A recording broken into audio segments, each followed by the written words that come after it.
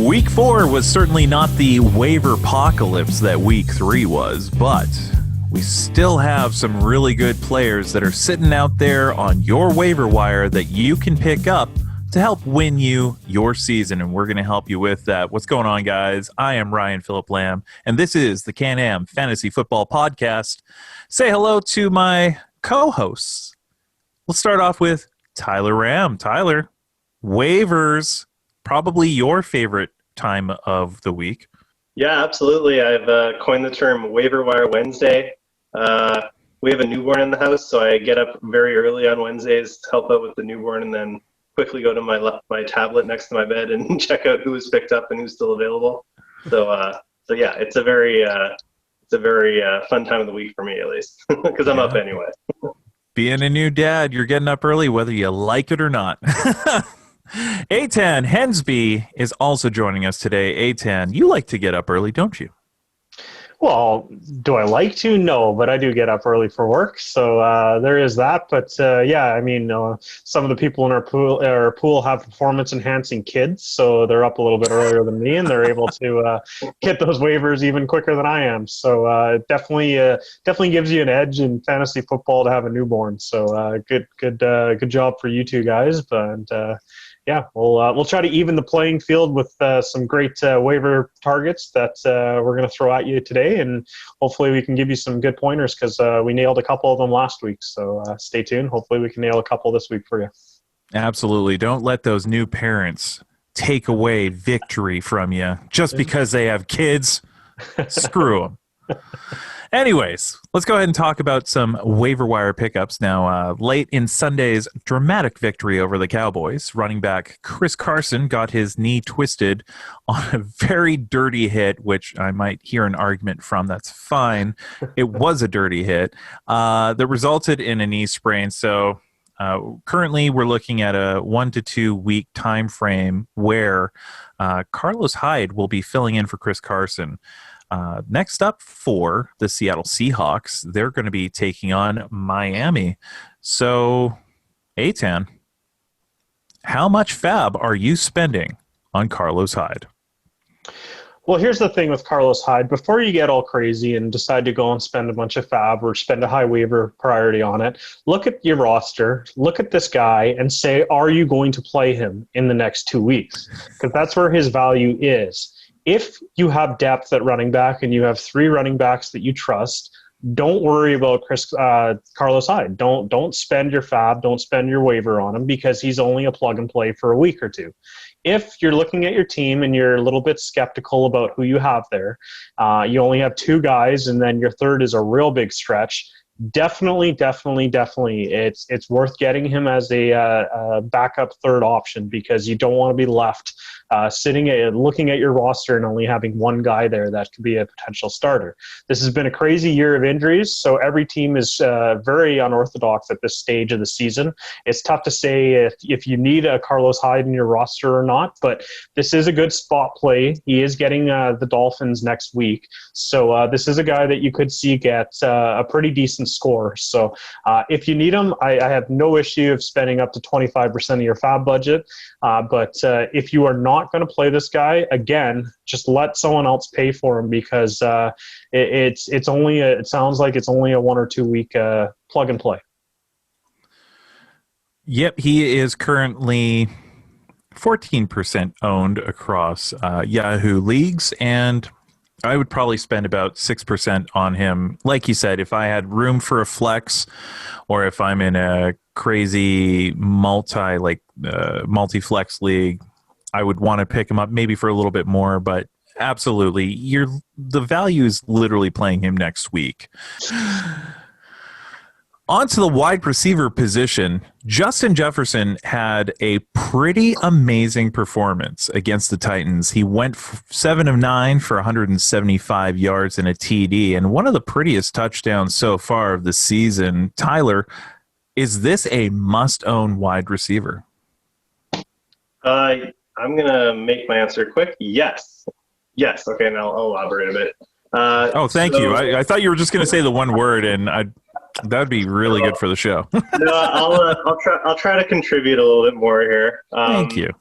So when Stephon Diggs left Minnesota, we were wondering where are all his targets going to go, and they've drafted this rookie out of LSU, Justin Jefferson, and we thought, okay, that could be an option, but are they going to really trust a rookie wide receiver with no proper preseason?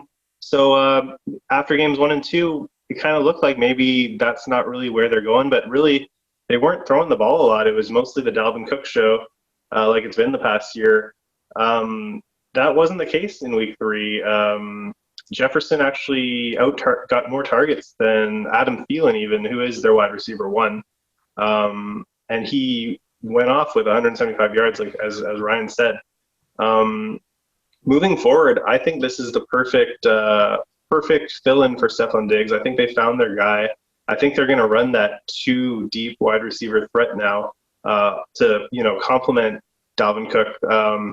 Dalvin Cook with a great running attack like that, you can run that play action now, and you can look for those deep threats. And while Thielen is probably still going to be the guy that leads in targets most weeks, Jefferson's going to be getting those deep targets, those 40-plus yard receptions, and then going off on top of that. So Jefferson's a very exciting prospect. I'm looking to get him on any team I can get him on.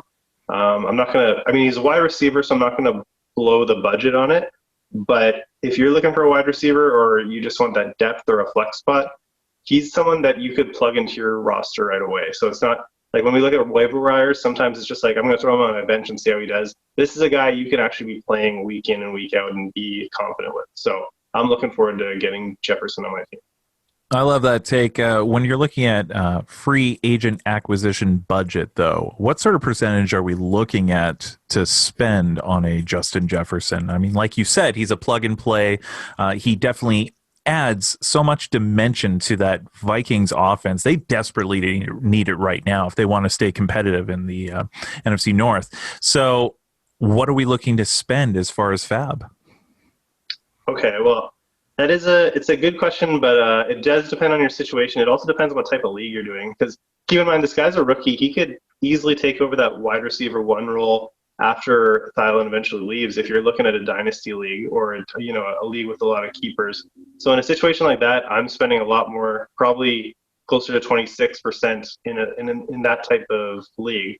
If you're just looking at a redraft league, maybe be a little bit more conservative. I would say probably in the $16 range might be good. Like I said, he is a wide receiver. Generally, you want to save those big spends for like a running back that comes down the pipe. That because running backs are just so hard to find in this league. Like we've seen so many of them go down this year.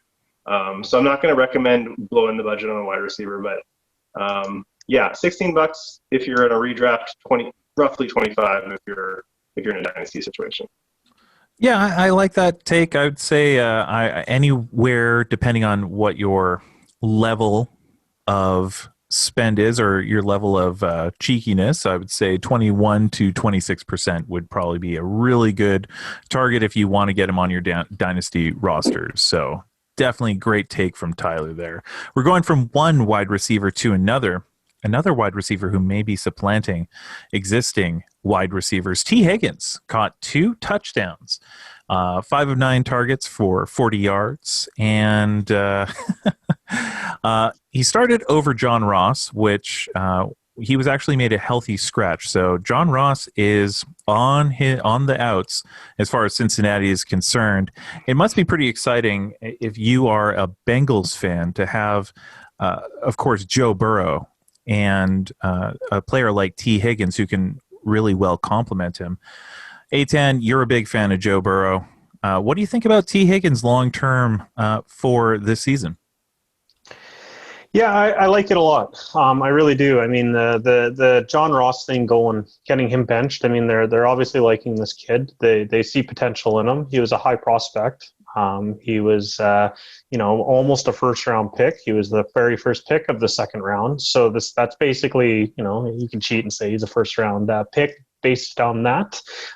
This guy's, he should have been drafted in the first. He's very, very talented, and he's going to grow up with Joe Burrow. I actually kind of like this guy a little bit more than Jefferson. If you're in a dynasty league, I think this is the sneakier play you can get on the cheap. And this guy's going to see targets. AJ Green is going to be off this roster sooner than later, and it's a great opportunity for this kid to step in. If you are talking fantasy keeper or dynasty, it's a great opportunity for this guy to step into a very positive role coming down the pipeline with this absolute generational talent of Joe Burrow. So I like it a lot. He saw 9 targets. That's very, very encouraging. This is an offense that's throwing the ball over 40 times a game. So he's going to get opportunity even as a rookie. And if he improves each week with Joe Burrow, he's just going to increase in value as it goes. And, AJ Green is definitely on the decline, and I think T. Higgins is on the rise. So this is a good opportunity to jump in and see what you have. He's worth putting on your bench for 3 weeks, 2 to 3 weeks. And if he keeps improving, then you can comfortably put him in. I don't think you start him at this stage in any league unless you're really, really desperate. But I think this is the type of player that the back half of the season, you can be sitting there going, hey, I got my A.J. Brown. Here's a guy that just came out of nowhere, and now he's the dominant wide receiver. So definitely keep an eye on him. I like him a lot, and I definitely think he's someone you should be targeting in your pools if you have a roster spot for him. Aetan, do you go T. Higgins or do you go Justin Jefferson? It depends on what I need. If I'm desperate and I need to get someone in my lineup, I'm definitely going Jefferson. I mean, the upside is just so huge there. But if I like my team and I like my depth, and it doesn't look like I'm going to get Jefferson because someone's going to pay 25, 26% of their fab budget, like you both alluded to, I'm willing to let someone spend that and take them. And I'd rather take T. Higgins for about $7, $8 to $10 and see if I got anything special there, because I'm not fully convinced that Jefferson is going to be this dominant player that we saw last week. It's very early, and that offense is a very puzzling one at times. It has been confusing, especially this year. We expected a lot more, I feel. Let's take a look from a different approach. Let's say you have the number 1 waiver priority. Do you go for Higgins in that spot? Oh, absolutely not. No. I don't take Higgins over Jefferson if it's waiver. I'm just saying from strictly fab and future outlook, I think this is a guy worth rostering. I'm not in any way saying that this is a guy you play, and this is a guy you very well may drop in 3 weeks. But I think he's someone that you got to look at because, if you can find that A.J. Brown now, this is the time to find them, and then they explode at the end of the year, and you look like a genius because you've had this guy on your bench ready to go. It does happen. All you have to do is look at last year, and you can find gold early in the season that turns into really good stuff near the end of the season. So that's basically my point with him. I'm not super high on him at this stage, but what I saw last game was very, very encouraging. A good roster addition for sure. Moving on, one more wide receiver for our show today. We're looking at Brandon Ayuk. Of course, the 49ers are so wrecked with injuries right now, and despite that, Ayuk brought in 5 of 8 targets for 70 yards and adding a 31-yard run and a score during the 49ers' 36-9 victory over the Giants. So, taking a look at those 3 wide receivers, Tyler, do you rank them in that order where we go Jefferson, Higgins, and then Ayuk, or what do you think? I'm going to actually say I like Ayuk a little bit better than I like Higgins. Just maybe that's saying it as far as now, because Aetan's probably right in that Higgins probably going to be a very big threat later in the season. I think Ayuk is a threat right now, especially Kittle's probably coming back. We don't know for sure. Deebo Samuel's still out. Ayuk is their running game is kind of it's a bit of a mishmash with what's going on with all the injuries. So Ayuk is a serious threat and someone who Shanahan's going to be using in the offense, and as we've seen, pretty versatile. Versatile is not a word. I just made that up. But he's going to be a versatile threat. So he's going to be rushing the ball, like you said, with that 31-yard run he had, and also going down the field. So I like the way they're using him. He's not a traditional wide receiver right now. The way they're using him, and that's for fantasy. That's good because you want somebody who's all over the field making different types of plays because they're going to get you points in all kinds of ways, right? If you have a traditional wide receiver, they could get shut down if you run into like a shutdown corner who's shadowing you all game. So Ayuk has that ability to kind of get into these different situations where he can get you points. Once Deebo Samuel is back, I do think Ayuk falls in value a little bit. So I'm not going to suggest spending a ton of fab on him or using a number one waiver pick. You definitely should be trying to get him on your roster, though, if you can, for cheaper amounts. I would say $10 is the most you probably want to spend on him in fab. And I would say if you're low on the waiver priority anyway, you might as well throw him in there and try to get him if he falls to you. If he doesn't fall to you, there's a lot of other guys we could talk about today and moving forward in future weeks that I'm sure will be able to help you. Yeah, I totally agree with that. That is a good way to look at that. Let's move on to the tight end position. Mo Alley Cox caught 3 of his targets for 52 yards and a touchdown this past Sunday. And if you're looking for a tight end, a young tight end, it seems like this particular guy has really caught Phillip Rivers' eye. Aetan, are you willing to spend $7 of your fab for this guy? Yeah, I mean, if you're sitting there and you don't have a tight end at this stage, in our main pool at CANAM for 2 weeks in a row, the combined score that both my tight ends have put up has been 8. So I've definitely been lacking in the tight end position, and Mo Alley Cox seems like he's going to get a great opportunity in Indianapolis here because they just keep losing receiver after receiver. I think they might be watching the Eagles playbook and they're going, hey, that sounds like a fun strategy. Let's just have all of our skilled players get hurt because that's definitely the direction they've been going this year. So it's going to turn into a two tight end set there very quickly just due to the fact of necessity. And if there's one thing Phillip Rivers does like, he does like throwing to his tight ends. So this is a pretty good opportunity for him, and I think that he's going to have some value for sure. We know what Jack Doyle is. Jack Doyle is, he's a guy out there that's going to run around and catch a couple balls and have a big game now and then. But this guy seems like he could be a better offensive weapon than Jack Doyle. So I'd like to dig in and see what he's like in terms of run plays and stuff to make sure that he's actually doing his role. But if he gets on the field enough times, I think he's got a great opportunity to have some success. I mean, he busted off a 40-yard touchdown catch last game, so definitely he's worth checking into for sure. Let's say you're I would spend $7. Okay, there you go. Awesome. Let's say that you're the Evan Ingram owner. Do you drop Evan Ingram for Mo Alley Cox right now? Oh boy, that's tough because you're eating a big draft capital. But I mean, I just really, really don't like what I'm seeing out of New York. I would definitely be looking to try to get Mo Alley Cox on my roster, and maybe I'd let Ingram sit on my bench for one more week, just out of fear of looking like a fool if I dropped him too early. But man, oh man, he is very close to dropping. I am not comfortable with what I've seen out of Evan Ingram, and I would rather have Mo Alley Cox in my starting roster. So if you have to drop him for that, then sure, do it. And absolutely. If it doesn't turn out, there'll be another tight end on waivers that you can pick up. There always is. There's always some sort of trendy tight end. Well, let's just go back to the running back position. I think that this one is a pretty easy grab for most people. So you don't necessarily need us to tell you to pick up Jeff Wilson if you can. He rushed for 12 times, 15 yards and a score while adding 3 receptions, which is kind of interesting. Traditionally, Jeff Wilson is the goal line back, but 3 receptions for 54 yards and another score. So that's a 2-touchdown game. Beautiful, really, against the Giants.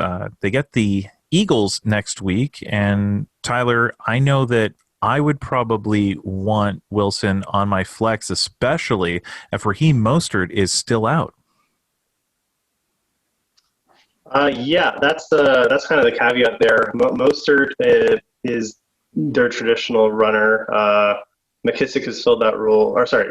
has filled that role. as that kind of receiving back. Last game on week 3 against the Giants, McKinnon got a ton of work. He was basically the 3-down back for most of that game, and then he hurt himself with a rib injury. And then Wilson came in, and he went off with basically all those stats that you rattled off. Most of that happened after McKinnon left. But what that tells me is that Wilson can play a pivotal role for the 49ers, and he can be. He's going to get more time because what they found out with McKinnon is they can't be running him as a 3-down back. So I think there's going to be a timeshare coming up here. And I think Wilson is probably, like you said, Wilson's going to get the goal line work. He's going to be the more traditional back, and he's now shown he can receive the ball and get into the passing game as well. So as long as Mostert's on the outs right now, he's not actually on injury reserve, but he is probably 3 weeks away potentially. So you got 3 weeks of a guy who is playing in a very good offense and should get. I'm thinking he's going to get close to 15 touches a game. I think between McKinnon and Wilson probably get 15 each. I'm thinking a time split, and in that offense, those are valuable touches. That's someone you could probably work in as your flex, or even if you're hurting in the running back position, which a lot of us are right now. So that's someone you could even put in your RB2 spot. But yeah, so as far as FAB budget, I'm probably going between 10 and 15 because it's someone who's, the time split, he's not going to be the bell cow. And it is probably looking like a 3 to 4 week window. And then we don't know what's going to happen after, but with the way things are going, he could get some valuable touches later in the season too. So yeah, go after Wilson. He's definitely a Band-Aid fix right now, and a lot of us are needed Band-Aid. Yeah, I feel like that's a good take. Unfortunately, it seems like there is a chance that Mostert is going to be back ahead of schedule.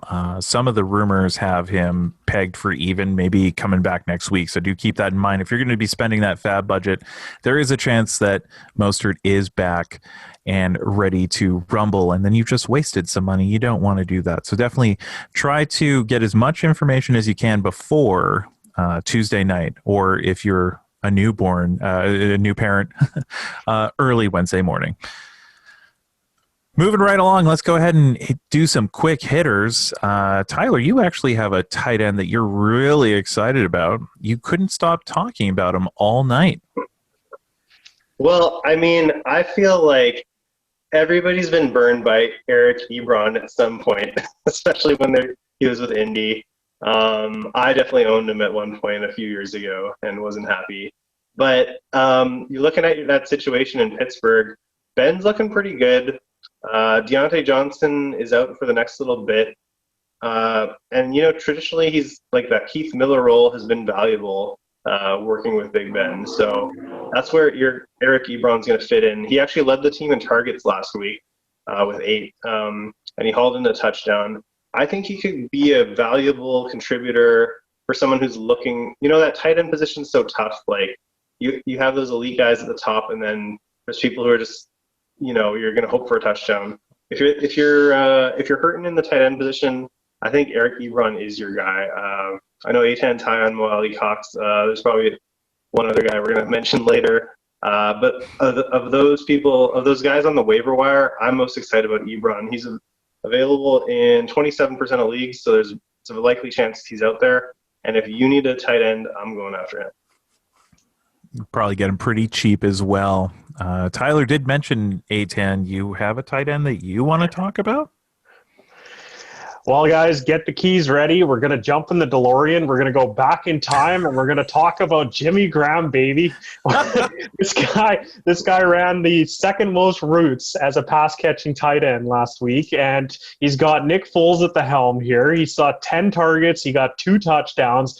Come on, baby, let's go. I'm taking Jimmy Graham as my tight end option here, just based on the fact that he actually has been very involved in this Bears offense, and he's a great red zone target still, even at this age. He's still He's still 6'7". He's still able to jump and snag those balls in the end zone like no one else. I mean, he might be a little touchdown or bust, but if you're going to talk about Eric Ebron, I'm going to talk about Jimmy Graham, because there's no way I'm letting Ebron go talked about without throwing Jimmy Graham in there.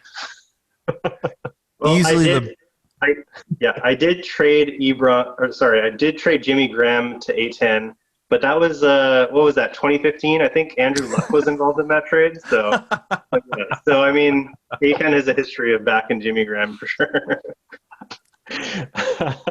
That's amazing. And also, line of the night. Get your keys to your DeLorean. That's amazing. One last quick hitter. I'm just going to mention Travis Homer. We can't ignore the fact that Seattle backfield is, of course, depleted.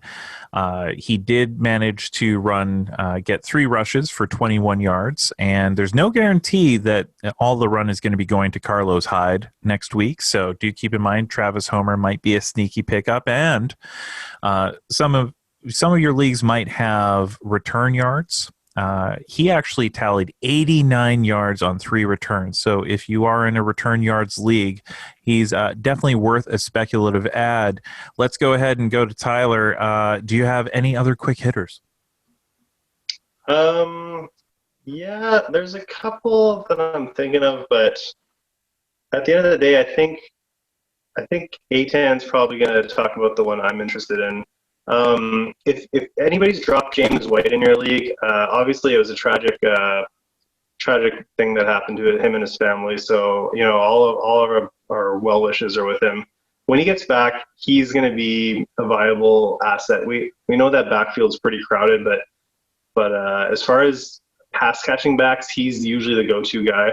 So when he's back, I'm going for James White. And people may have dropped him since he hasn't been in the roster the last 2 weeks. So if people were foolish enough to do that in your league, go after him. In the meantime, Aetan's probably going to want to talk about the guy who's been filling in and doing pretty well for him. Yeah, so just to go off of what Tyler was saying there, we're talking about Rex Burkhead, of course. I definitely, like, he's not someone I think you should be targeting. You know, he does this all the time. He'll have a couple of great games, and then he'll just become completely invisible, especially with James White coming back into that team. This was a really unique game script for them, too. They just ran the ball like crazy all throughout the game. So all the running backs were all their stars. All the receivers did nothing. Same with Cam. He didn't really throw the ball much at all. So it was a unique game script, and I don't think it's something you can count on. And I don't think Rex Burkhead is the type of player that you really want to be investing a lot of fab in or a high waiver priority for. If you're really desperate, by all means grab him, but I am telling you right now, I would not feel comfortable starting him. He's just got too much competition there. That backfield, I think you're going to be chasing points all season if you start playing players like Rex Burkhead. You're basically playing him based on what he did the week prior. It's not guaranteed he's going to do it again next week. Yeah, and especially you also have, and let's make it 3 for 3. Let's all talk about a Patriots running back, because that's what we do every season. Damian Harris is set to return from IR in week 4, so he's worth a speculative add, maybe in deeper leagues and in dynasty leagues. But like Aetan was saying, it's going to be really difficult to trust anyone in that backfield that's not named James White. All that being said, Tyler, what did we learn today? I learned that versatility is not a word, and I should probably check that before I say it on camera. We're gonna make a T-shirt that says versatility. We could call it versatility, and then merge it into Tyler. It'll be my new thing. Yeah, 'cause I'm very versatile. I could make it versatilely work, probably. Yeah, I really dig that. And, you know, you're getting used to new things. Going 0-3 in CANAM is something new for you. Get used to it. Aetan, what did we learn this week? Well, you know, we learned that 0-3 just means one thing. It means he's going to go 0-4. So that'll be a fun thing, seeing how he responds next week. But the other thing that we forgot to mention is with the Carlos Hyde thing is there is another player there by Travis Homer who has been knocking on the door as well for opportunity in Seattle. So I'm not entirely sure if he's worth adding, but what do you think of Travis Homer there, Ryan? I already covered Travis Homer. Oh, you did? Where was I? I don't know, man. Well, then I learned I got to pay attention to what's going on in the podcast while it's going on instead of looking up Jimmy Graham stats and reminiscing about 2015. Man, it wouldn't be fantasy football if you weren't talking shit and not paying attention to your friends. I mean, let's be honest, that's what I learned today on the show. Well, you guys are all set. Thank you so much for watching our fantasy football podcast. This is the CANAM Fantasy Football Podcast, and we're doing a little drive for 500. We need your subscriptions. As soon as we hit 500, guess what? There is a signed jersey up for grabs. Here's how you can win it.